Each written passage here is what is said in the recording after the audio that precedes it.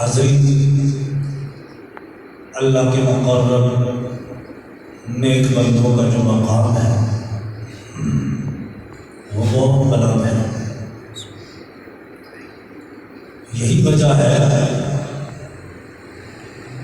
کہ پاکستان جس ممالک میں بھی آپ دیکھیں گے تو آپ کو یہ حقیقت تسلیم کرنا پڑے گا کہ اسلام اولیاء اللہ کی کاوشوں سے پھیلا ہے۔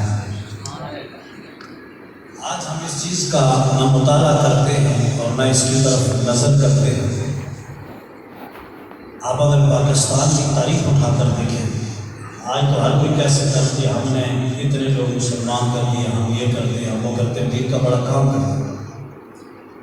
بالکل کتابوں کے اندر بھی موجود ہے اور ہر عام اور خاص بندہ اس بات کو سمجھتا ہے۔ اولیاء اللہ کے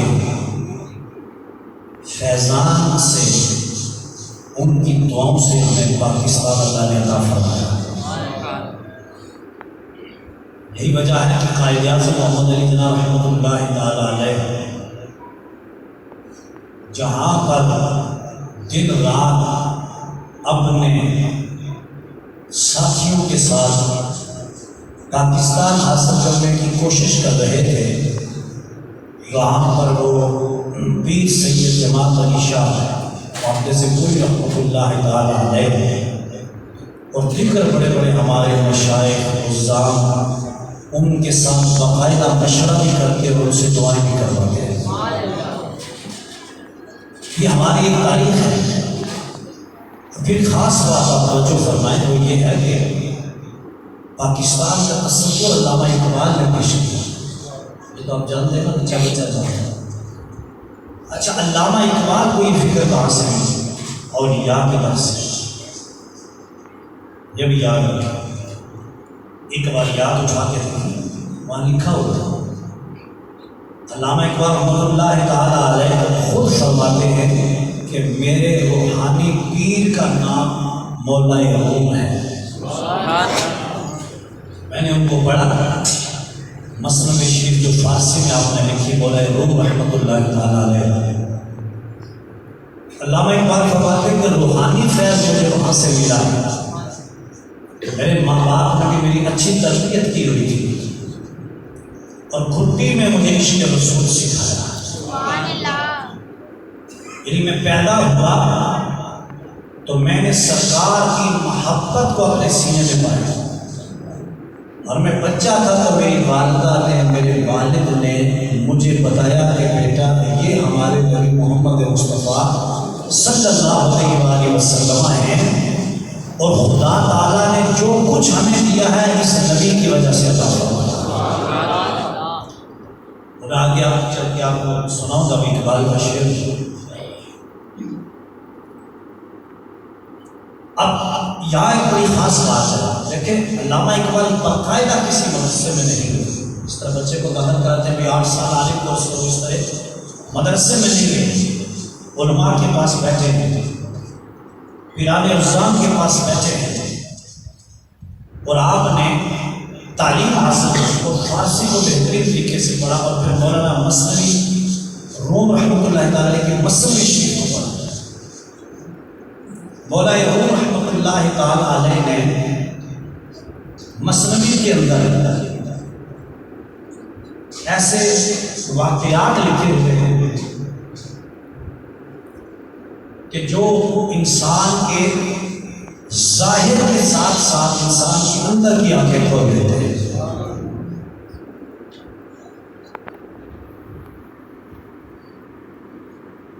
اس لیے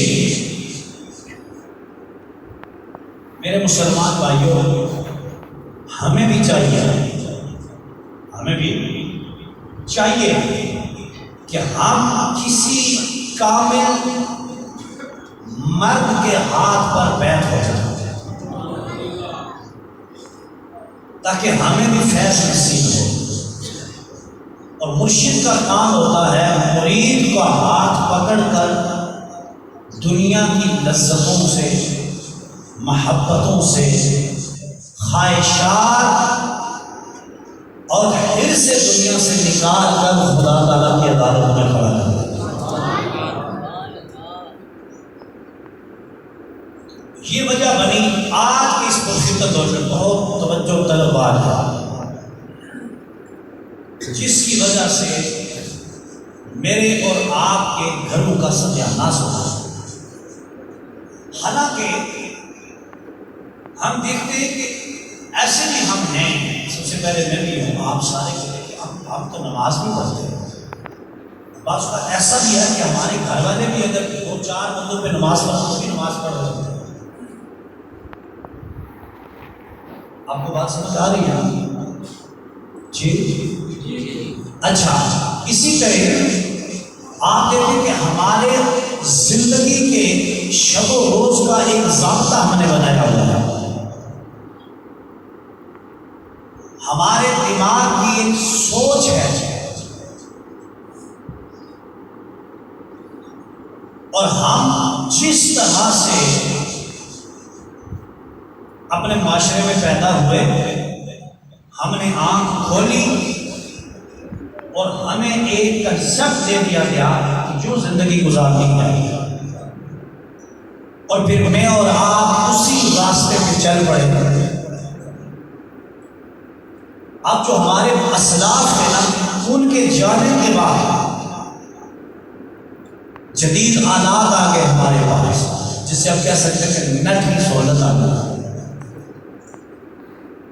تو اس چیز نے ہماری نوجوان طاقت کو کھوکھلا کر دیا،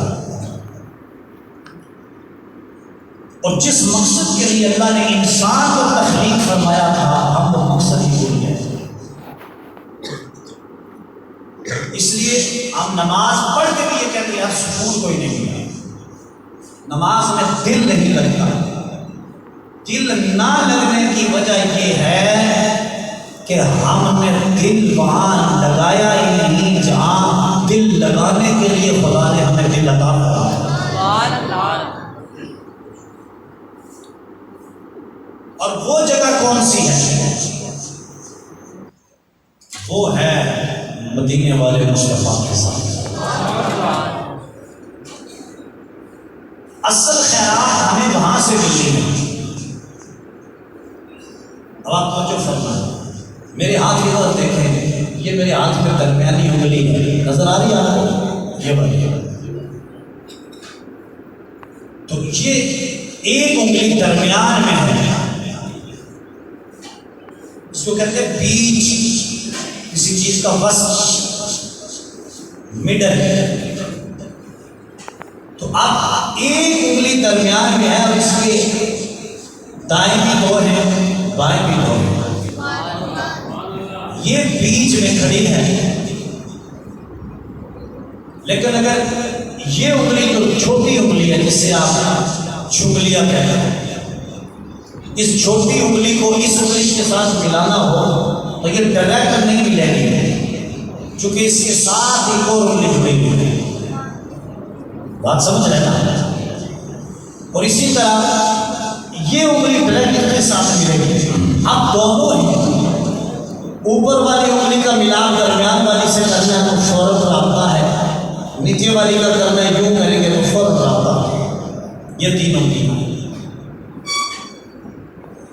اب جو مکہ المکرمہ شہر ہے اور مدینہ المنورہ جو شہر ہے، اس کو اللہ تعالیٰ نے کائنات کے وسط میں رکھا۔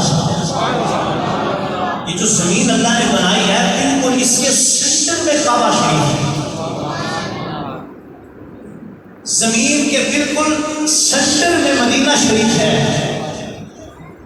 دونوں اب پورا ایک گول چکر بنا دیں، اس کے درمیان میں کعبہ اللہ بھی ہے اور روضہ رسول اللہ بھی ہے۔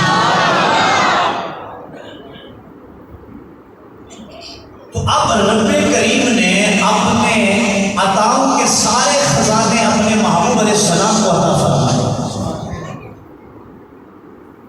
خزانے عطا کر کے اللہ نے اپنے نبی کو اپنا محبوب اور پیغمبر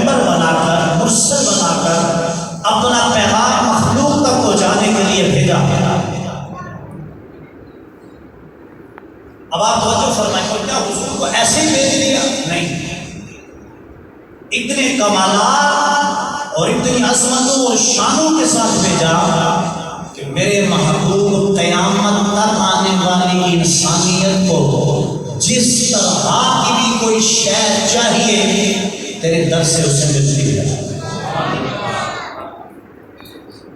اسے ملتی ہے۔ یہ فرمایا تو اس لیے اللہ نے فرمایا محبوب وَأَمَّا السَّائِلَ فَلَا تَنْهَرْ، تیرے دربار میں جو بھی منگتا ہے اسے کبھی چھڑکنا نہیں۔ تو اللہ نے اپنے اور اپنی مخلوق کے درمیان میں بیچ میں اپنے مصطفیٰ کو رکھا۔ اب یہ تین انگلیاں آپ دیکھیں گے، میں ملا درمیان کی انگلی ہے، تو اب جب یہ جو درمیان والی انگلی ہے اس کو بیچ میں رکھا اور اس کے دائیں شہادت کی انگلی ہے، دوسری درمیان والی انگلی ہے، اب ان کا ڈائریکٹ رابطہ ہو رہا ہے، اوپر والی کا بھی نیچے والی کا۔ تو اب مصطفیٰ کو بیچ میں رکھا، بیچ میں رکھ کے اللہ نے یہ بتا دیا کہ کائنات والوں مکہ بھی درمیان میں رکھا، مدینہ بھی، اور میں نے اے بندو تمہارے درمیان 7 زمینوں کے اوپر 7 آسمانوں کے نیچے اپنے محبوب کو بھیج کر تمہیں بتا دیا اگر تم نے ملنا ہے خدا کی مخلوق سے، اگر تم نے آنے والوں قیامت تک اولیاء اور صحابہ اور اہل بیت کے رستے تک پہنچنا ہے تو تم نے رستوں سے ہو کے مدینہ شریف پہنچنا ہے، بیچ میں میرا نبی ہے، اور اگر ڈائریکٹ مجھ تک پہنچو گے پھر بھی رابطہ نہیں ہو سکتا، چونکہ بیچ تمہارے میں نے مصطفیٰ کو بھیج دیا ہے۔ اب تمہیں جو چاہیے میں مصطفیٰ کو عطا کرتا رہوں گا، میرا محبوب تمہیں عطا کرتا جائے گا۔ آج سے بولیں سبحان اللہ۔ اس لیے اللہ نے فرمایا محبوب جو سائل تیرے در پہ آئے اسے جھڑکنا نہیں آئے، اور یہاں مطلقاً فرمایا، اس بات پہ خوب توجہ دے، یہاں مطلقاً فرمایا، قید نہیں لگائی کہ سائل آ کے تجھ سے جنت کی نعمت مانگے تب دینا، دنیا مانگے تو نہ دینا، علم مانگے تو دے دینا، اگر کوئی اور مرض لے کے آئے تو محبوب اسے واپس بھیج دینا۔ ایسا کبھی نہیں ہوا، جیسا سوالی تھا، جو سوال لے کے آیا میرے مصطفیٰ پہ میرے نبی نے خزانے بھر بھر کے عطا فرمائے۔ اور یہ عطا کس نے کی میرے نبی کو؟ بولو سارے، اللہ تعالیٰ نے۔ یہ حضور کا ذاتی نہیں ہے، ہمارے نبی کا ذاتی مانو گے کسی نبی ولی کا تو شرک ہو جائے گا۔ نبیوں کو خدا عطا فرماتا ہے، بیچ وسیلہ بنا کے دیا، آپ وہاں سرکار کی ذات سے جب لینا چاہا، اب دیکھیں نا آپ کی سبحان اللہ کی صداقت، مجھے کہنا نہ پڑے کہ آپ اس طرح سبحان اللہ کریں، یہ آپ کا ذوق بتائے گا کہ آپ کی ذوق سے میری گفتگو سماعت کر رہے ہیں۔ تو اب میرے رب نے محبوب کو کل خزانے دے کر بھیج دیا، کہا محبوب قیامت تک تم مدینہ میں رہو، مکہ میں رہو، جس کو جو جو ضرورت ہو، جو جس کی ڈیمانڈ ہو، ہمارا کام ہے ہم تمہیں عطا کرتے جائیں گے، تمہارا کام ہے تم منگتوں میں تقسیم کرتے چلے جائیں گے۔ بات سمجھ آ رہی ہے نہیں؟ اس لیے اب کیونکہ میرا موضوع یہ نہیں ہے، آگے ربیع الاول میں ہوگا، میں جو بتانا چاہتا ہوں صرف اس جھلک حضور علیہ السلام کی پیش کی۔ آپ اس در سے صدیق اکبر کو جو چاہیے تھا ملا۔ آپ میں سے کوئی دنیا کا عالم مفتی مجھے یہ بتائے کہ صدیق اکبر نے حضور کی بارگاہ میں جا کے کوئی سوال کیا ہو اور میرے نبی نے عطا نہ کیا ہو۔ عمر بن خطاب کو کوئی بھی شے ضرورت ہے، دنیاوی ہے، دینی ہے، آسمانی ہے، زمینی ہے، یا جنت کی نعمت ہے، یا علم کی دولت ہے، کوئی بھی چیز لے کے سوال لے کے آئے، نبی نے عطا نہ کیا ہو ایسا سوال ہی نہیں پیدا ہوتا۔ ہر ایک کو عطا میرے مصطفیٰ کی ہے۔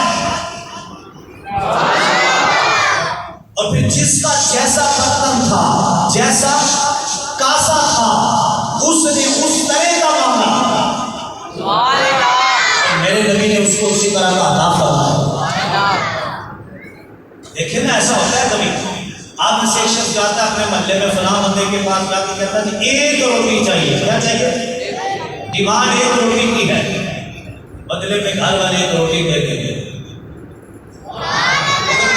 نہیں جی مجھے اتنا چاہیے، جیسی جس کی ڈیمانڈ ہے اس کو ویسا ادا کیا جاتا ہے۔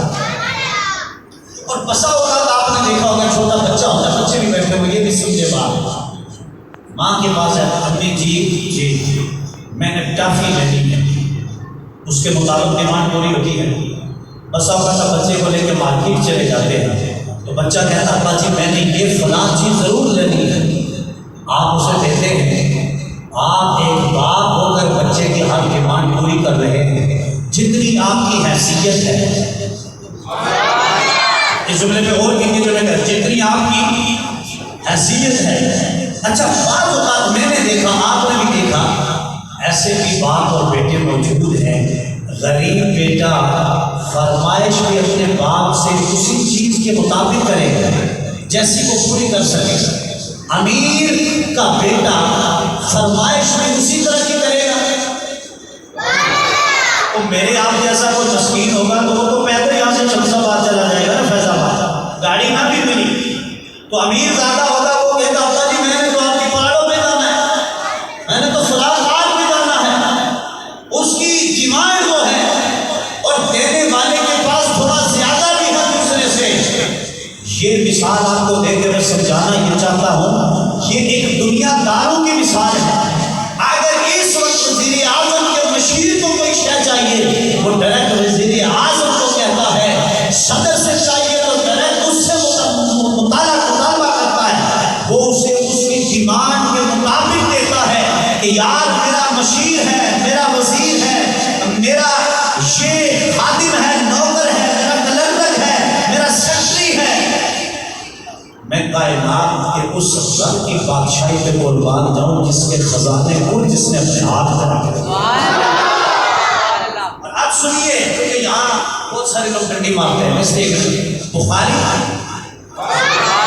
صحیح مسلم شریف اور حدیث کی ترجموں کتابوں کے اندر بھی یہ حدیث موجود ہے، جس میں میری آقا علیہ السلام نے فرمایا کہ اللہ نے خزانوں کی چابیاں مجھے عطا فرما دی ہیں، اللہ کے جتنے بھی خزانے ہیں میرے رب نے وہ ساری چابیاں مجھے خزانوں کی عطا فرما دی۔ ایک میرا تمہارا وزیر اعظم ہوگا یا صدر، اس کے پاس کتنی اتھارٹی ہے، اور جس کو کائنات کی کل بادشاہی میرے رب نے عطا فرمائی ہے، اس میرے مصطفیٰ کے خزانوں کا عالم کیا ہوگا۔ اس لیے میرے دین کے تاجدار امام اہل سنت کشتہ عشق رسالت مجدد دین و ملت شاہ امام محمد رضا قادری مدنی رحمۃ اللہ تعالی علیہ نے کہا، کون دیتا ہے مو چاہیے، کون دیتا ہے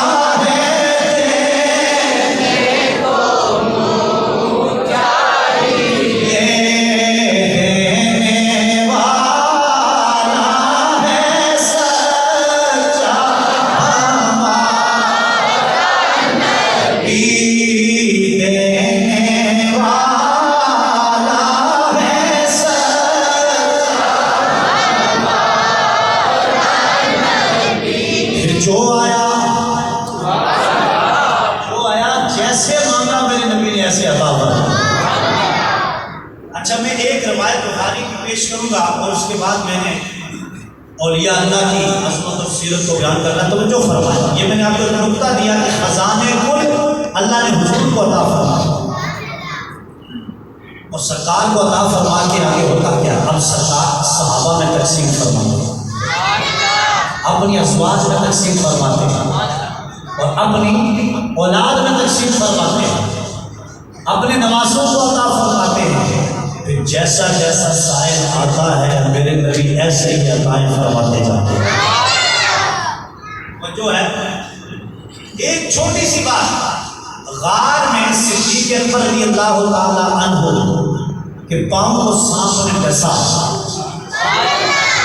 اب اس لیے کہہ رہا ہوں کہ لوگوں کے ذہن میں یہ باتیں آتی ہیں کہ بعض لوگ یہ ڈالتے ہیں کہ اللہ کے سوا کوئی کچھ نہیں کر سکتا. نبی ولی وہ اللہ کی عطا سے نبی ولی بہت کچھ کر سکتا ہے.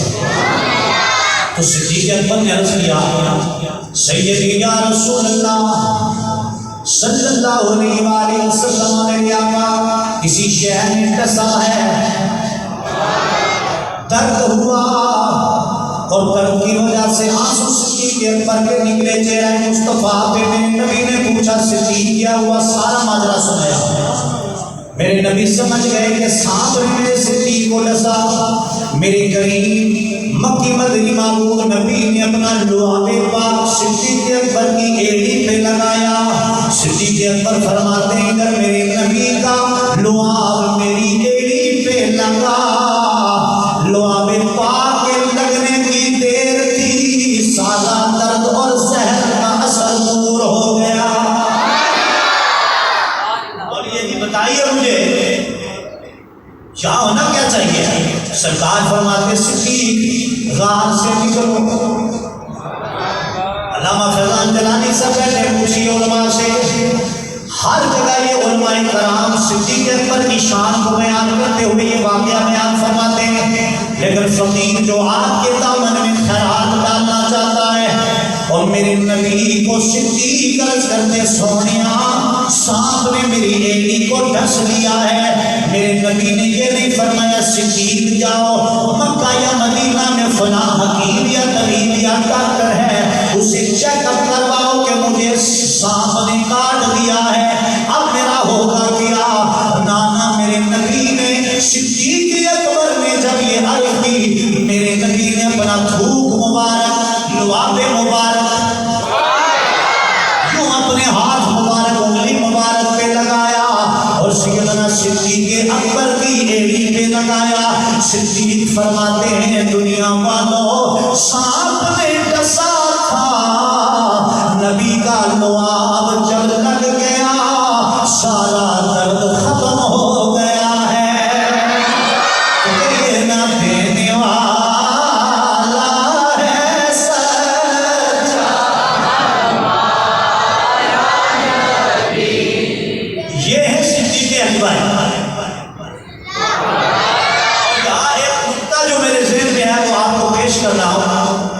میرے نبی کا یہی لعاب پاک امام حسن پیدا ہوئے.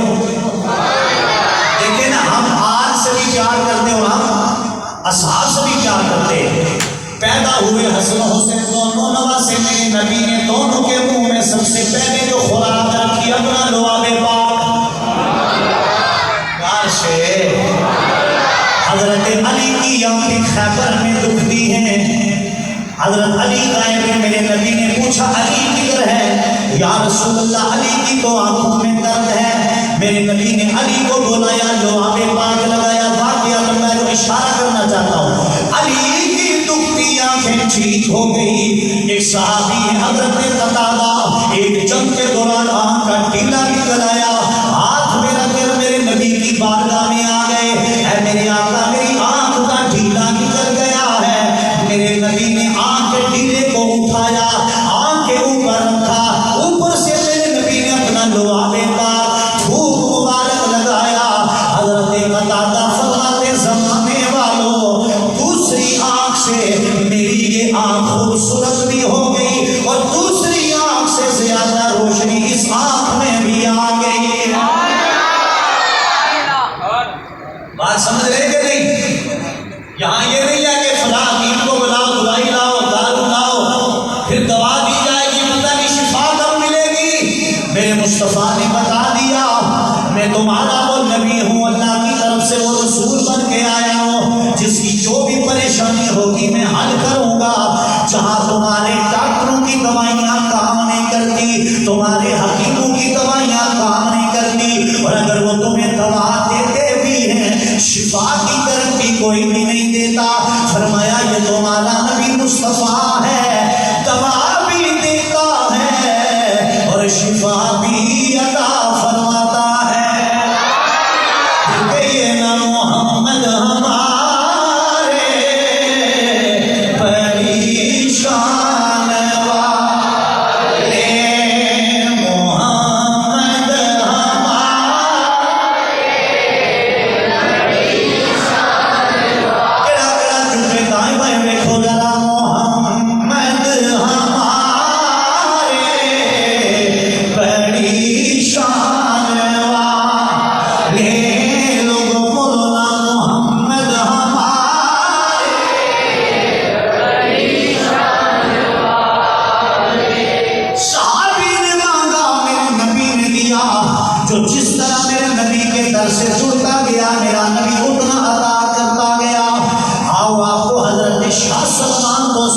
इमाम औलिया पीर फटान रहमतुल्लाह ताला अलैह की बात सुनाता हूँ। आपका हज्जाम, आपके बालों की हजामत करने वाला, उसका छोटा बेटा 2 साल का बेटा अपने घर से बाहर निकला, वो नाई, वो हजामत करने वाला शख्स, उसका बेटा गायब हो गया। उस दौर में पुलिस का इतना असर रसूख या इतना मामलात नहीं थे। उसने ढूंढा मोहल्ले में, गलियों में, अपने दाएं बाएं सारे गांव में लोगों को बता दिया और बताया कि मैं शाह सलमान दोसवी हजरत पीर फटान रहमतुल्लाह ताला अलैह कौसा शरीफ वाले, कहा मैं उनका मुरीद खास हूँ। मेरा 2 साल बेटा गुम हो गया। बड़े जतन किए, जहां तक रसाई हो सकती थी पता लगवाया, लेकिन छोटा नन्ना बचा, वो मिल न सका, गुम हो गया। बीवी ने कहा तुम अपने पीरो मुर्शिद शाह सलमान दोसवी के पास जाओ, जाके उन्हें सारा अहवाल बताओ। बीवी ने कहा तुम्हारे जो मुर्शिद हैं वो बड़े अल्लाह के कामिल वली हैं, तुम हर घड़ी मुझे उनकी करामतें सुनाते रहते हो, उनका तज़किरा करते रहते हो। जाओ ना, जाके अपने पीर को बताओ, अगर तुम्हारा पीर भी ये काम नहीं कर सकता फिर तुम्हारी यारी का फायदा क्या है। आगे वो मुरीद भी सादिक था, कहने लगा नहीं सोचा, देखिए ना मेरे मुर्शिद को हर बात की खबर है, ये खुदा की तरफ से हमारे ऊपर आजमाइश है। नेक बीवियां जो होती है ना, जिन्होंने कुरान पढ़ा हो तर्जुमे के साथ और कुछ तफसीर पढ़ी हो, सीरत फातिमा पढ़ी हो, तो वो फिर माएँ इसी तरह का अंदाजा बनाती हैं। लेकिन जिन्होंने दीन का कोई रास्ता ही ना देखा हो और सारा टाइम आजकल की तरह अगर टीवी ड्रामों पे गुजरते रहे तो उन्हें क्या पता कि सीरत फातिमा क्या होती है। मेरी बात सुन रहे हैं ना तवज्जो से। अब बीवी ने अब गुजरता गया, भाई 2 साल का बच्चा गुम हुआ, उस हजाम का ये नाई ने समझाने के लिए क्या, क्योंकि बच्चों को तो नहीं पता लगेगा जान से क्या बाल काटने वाले हैं। अब मेरे मामू जान ख्वाजा मोहम्मद शफी मदनी रहमतुल्लाह वफात पा गया। अब कई लोग उनको जानते हैं, बैठे हुए यहाँ पर, वो किसी को कहते थे कि भाई मोची और नाई किसी को ना कहो, समझाने के लिए कहो जब कोई समझे ना। मैंने पूछा एक बार कि बापू जी क्यों, कहते हैं कि उनकी दिल आज़ारी ना है, वो भी हमारे मुसलमान भाई हैं। ये तो अल्लाह माफ़ करे, बरादरी की ज़माने आज मुसलमानों को टुकड़े टुकड़े कर दिया। कायनात का सबसे शुद्ध इंसान वो है जो अपनी बरादरी और दौलत पर और अपने किसी ओहदे पर घमंड करे। सबसे बुरा इंसान कायनात का ये लिखा हदीस में भी है। और औलिया और सूफिया उलमा सब लोग के शबाब मान नहीं करना ना अपने आप में। चूंकि जब आप ये कहोगे तो मुझे कहोगे खतीब साहब जी हमें जवाब दो, मैं कहूँगा किस बात की इतला है, ये जो गाड़ी है तेरे पास जिसे एक चक्कर लगे तबाह हो जाए, ये बरादरी में इतला है। तू जब मरेगा तो मैं कहूँगा कि बचाओ इसमें सांस डालो, सारी बरादरी में नहीं डाल सकी तो तकब्बुर किस बात का। ये बंगला कोठी चलो इस पे बड़े ओहदे पे, लेकिन जब मैं और आप मरेंगे तो मुझे कहना मुझे वो खतीब साहब जा रहे हैं, नहीं लोग क्या कहेंगे, जनाजा जा रहा है, क्या कहेंगे, जब बेरजी ना जाकर बाप ने मरी, लोगों ने कहा डेड बॉडी जा रही है। ये किसी ने कहा कि पाकिस्तान की साबका वज़ीर आज़म का जनाजा जा रहा है तो लोगों दुनिया के होने वाले यहीं पे रह जाएगा। इसलिए ये छोड़ेंगे कौन से खानदान से ताल्लुक रखता है तो मैं उसकी इज्जत नहीं करूंगा। मेरा बड़ा वकार है, और जिस नापाक नुत्फे से तू पैदा हुआ है उसी से वही पैदा हुआ। मगर किस बात आए तो वक्त 18 साल गुजर गए, बोलो कितने, 18 साल। वो नाइबो हजाम हजरत शाह सलमान दोसवी रहमतुल्लाह ताला अलैह के दरबार में गया, हजामत करने लगा। आपने कहा मेरे हजाम, मेरे प्यारे भाई, मेरा सर मोड़ दो। सर को मोड़ने लगा, उस तरह लगाया, आधा सर टूटा था। बच्चे की जुदाई ने दिल में हंगामा बर्पा कर दिया, जुदाई न बर्दाश्त कर सका। दर्द आंसू की शक्ल इख्तियार करता है, आंसू उस हजाम और नाई की आंखों से निकलकर हज़रत शाह सलमान दोसवी के सर पे आके गिरे, जहां से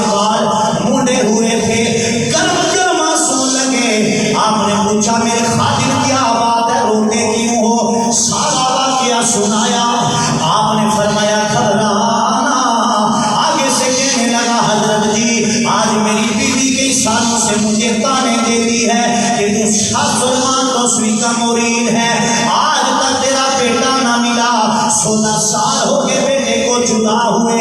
حضرت شاہ سلمان توسوی رحمۃ اللہ تعالی علیہ نے فرمایا او میرے خادم فکر نہ کرو، گھبراؤ نہ، تم پہ اوپر خدا کی طرف سے آزمائش تھی، تم میرا سر مڑنا چھوڑو، اپنے گھر پہنچو، تمہارے گھر پہنچنے سے پہلے تمہارا بچہ تمہارے گھر آ جائے۔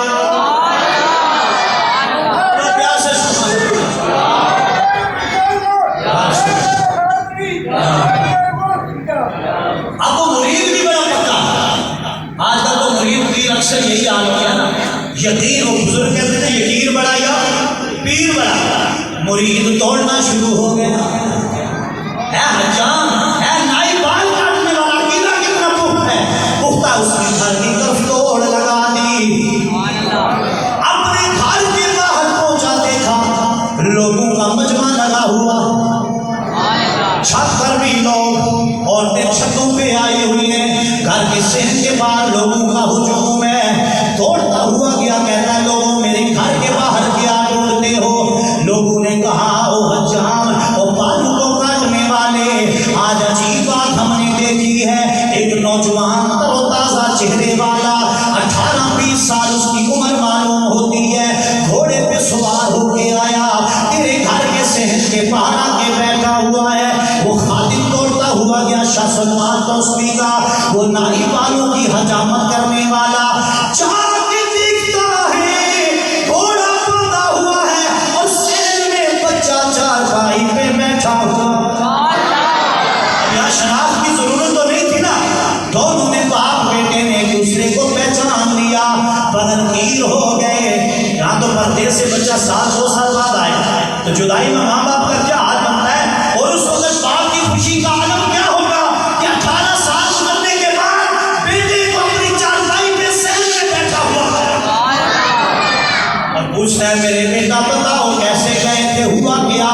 کہنے لگا ابا جی میں 2 سال کا تھا، آپ کے گھر سے باہر نکلا، مجھے یہ نہیں پتا مجھے اس وقت کون لے گیا، میں بہت چھوٹا تھا، لیکن اتنی بات ضرور ہے جن لوگوں نے مجھے اٹھایا وہ سکھ تھے، ان سکھوں نے مجھے اغوا کر کے اپنے گھر میں رکھا، وہ مجھ سے کام کرواتے تھے اور مجھ پہ تشدد بھی کیا کرتے تھے۔ حضرت شاہ سلمان توسوی رحمۃ اللہ تعالی علیہ کے اس خادم نے پوچھا بیٹے بتاؤ پھر گئے کیسے، آئے کیسے؟ کہا ابا جی جانے کا نہیں پتا، بچہ تھا، آئے کیسے ہو؟ آگے سے وہ جو نائی حجام تھا جب اس نے یہ پوچھا بیٹا بتانے لگا اے میرے ابا جی آنے کی بات صرف اتنی سی ہے، میں اس سکھ جو میرا سر تھا، جو میرا دوست تھا، میں اس کے گھر میں موجود تھا، وہ تیار ہوا، مجھے کہنے لگا میرا گھوڑا تیار کر، مہار تیار کر، میں نے سواری کو تیار کیا، جب سواری تیار ہو گئی تو اے میرے ابا حضور اس کے بعد یہ ہوا، اچانک میں نے دیکھا ایک خدا کا ولی آیا، نورانی چہرے والے بزرگ آئے، نہ آسمانے گھر کا وہ چھت پھٹا، نہ دروازہ کھلا، میری سواری پکڑ کے مہار پکڑ کے بالکل گھر کے دروازے کے اوپر کھڑا تھا، میری آنکھیں دروازے پہ جمی ہوئی تھی، نہ کوئی آسمان سے آیا، نہ چھت پھٹا اور نہ کوئی دروازے سے اندر آیا، ہاں وہ نورانی چہرے والے بزرگ مجھے نظر آئے، اے ابا جی انہوں نے وہاں سے مجھے اٹھایا، باپ کہنے لگا بیٹا اگر میں تمہیں اس بابے کے پاس لے چلوں، اس ولی کے پاس لے چلوں کیا پہچان لو گے؟ بیٹا کہنے لگا ابا جی ضرور پہچان لوں گا، چونکہ ان کی رفتار وکری ہے، ان کی گفتار نرالی ہے، ان کا انداز نرالا ہے، ان کا چہرے کا نور بتاتا ہے، لاکھوں میں ان کی وکری پہچان ہے، لیکن ہاں میرے ابا جی ایک ان کی خاص نشانی ہے جس سے میں پہچان لوں گا، جب وہ اس سکھ کے گھر کے اندر آئے تھے مجھے سواری سمیت بازوں سے پکڑا، نے آپ کے گھر میں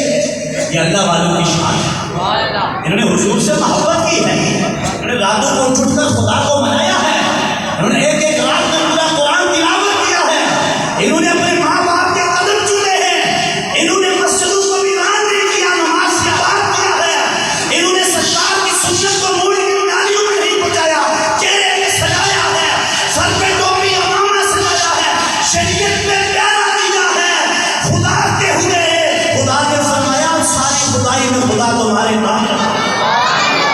اگلے جو ارشاد کے لیے آگے جاری رہے گا سلسلہ، اگر سنیں گے تب جب آپ وقت پہ آئیں گے، کھڑے ہو جائیں، موبائل آف کریں اور سنت سے ادا